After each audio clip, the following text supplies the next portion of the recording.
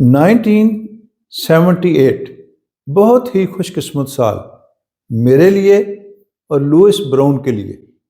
میرے لیے اس لیے کہ اس سال میرا قائد اعظم میڈیکل کالج بہاولپور میں فرسٹ ایئر میں داخلہ ہوا اور لوئس براؤن دنیا کی سب سے پہلی ٹیسٹ ٹیوب بیبی پیدا ہوئی۔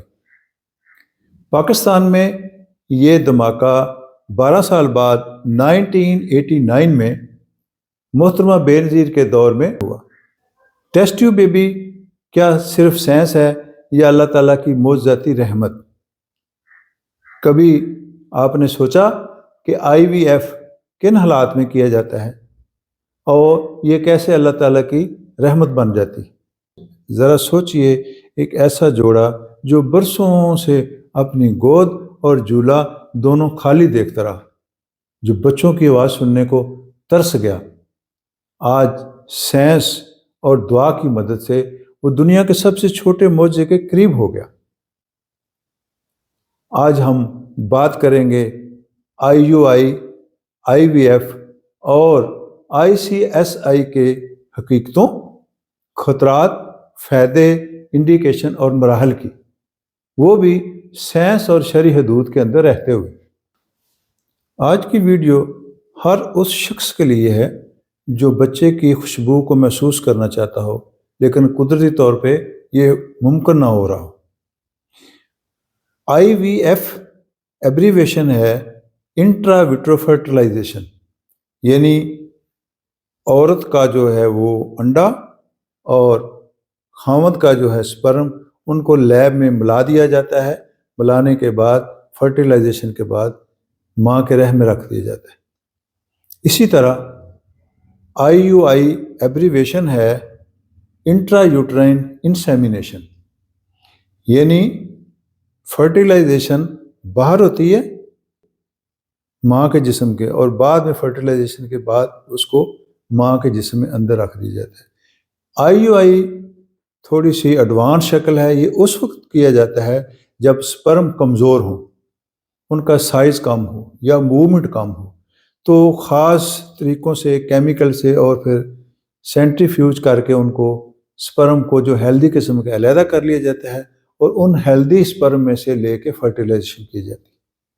ICSI ایبریویشن ہے انٹرا سائٹوپلازمک سپرم انسیمینیشن۔ بعض کا عورت کے جسم سے اوولوشن نہیں ہو رہی، انڈے کے ارد گرد خول اتنا مضبوط ہوتا ہے کہ انڈا باہر نہیں آتا، یہ بھی ایک بیماری ہے۔ ایسی صورتوں میں ماں کے جسم کے اندر ہیلدی سپرم لے کے اس کو سوئی کے ذریعے انجیکٹ کیا جاتا ہے، اس کو کہتے ہیں ICSI۔ اس کی ضرورت اس وقت ہوتی ہے جب وہ اوولوشن نہیں ہو رہی ہوتی۔ تو آئیے ہم دیکھتے ہیں کہ IVF کے مختلف مراحل کیا ہیں۔ سب سے پہلے عورت کو مینٹلی اور فزیکلی تیار کیا جاتا ہے، اس سے میڈیکل ہسٹری لی جاتی ہے، کچھ ٹیسٹ کیے جاتے ہیں، جو خاوند ہے اس کی سیمن رپورٹ دیکھی جاتی ہے۔ اس کے بعد دوسرے مرحلے میں جب مینٹلی تیار ہو جاتے ہیں اور ٹیسٹ وغیرہ ہو جاتے ہیں اور واقعی پتہ چلتا ہے کہ انفرٹیلٹی کی کوئی نہ کوئی کاز ہے، تو پھر عورت کو کچھ میڈیسن دی جاتی ہیں، خاص کر انجیکشن، ہارمون دیے جاتے ہیں، جس سے اوولوشن کی تیاری ہو جاتی ہے۔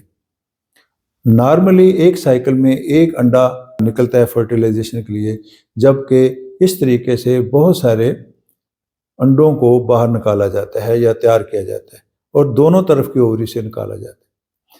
تیسرے مرحلے میں لیب میں، پیٹی ڈش میں یا لیب میں ماں کے یا عورت کے یا بیوی کے انڈے کو اور خاوند کے سپرم کو ملایا جاتا ہے۔ یہ مرحلہ ایک دن کے اندر اندر ہی کر دیا جاتا ہے اور پیٹی ڈش کا اور لیب کا ٹیمپریچر جو ہے وہی ہوتا ہے جو انسانی جسم کا ہے، یعنی 37 ڈگری سینٹی گریڈ۔ 2 دن بعد، 3 دن بعد یا حتیٰ کہ 5 دن بعد اس کا سائز کوئی 100-200 سیل کے برابر ہو جاتا ہے فرٹیلائزیشن کے بعد اس ایمبریو کا، اس زائگوٹ کا، جس کو ہم کہتے ہیں بلاسٹوسسٹ۔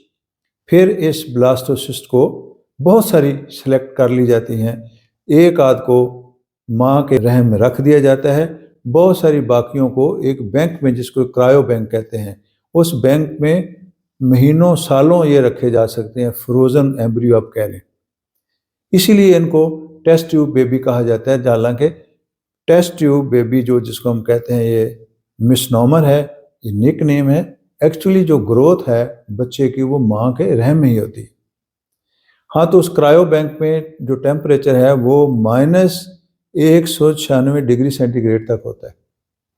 اگر پہلا سائیکل فیل ہو گیا یا بعض کا عمر زیادہ ہونے کے خطرے میں یہ عمل پہلے ہی کر لیا جاتا ہے، یا یہ فرٹیلائزیشن کے بعد ابھی بچے چھوٹے ہیں، پڑھ رہے ہیں، کوئی اور مسئلہ ہے جیسے کہ ویسٹرن کنٹری میں، تو کئی سالوں میں یہ فرٹیلائز سیل جو ہیں یہ کرائیو بینک میں پڑے رہتے ہیں، اور جب دل کرے گا وہاں سے اٹھا لیتے ہیں. تو اگلی سٹیج یہ ہے جب یہ ٹرانسفر کر دیا گیا بلاسٹوسسٹ ماں کے رحم میں، تو وہاں پھر اس کی گروتھ ہونی نارملی شروع ہو جاتی ہے.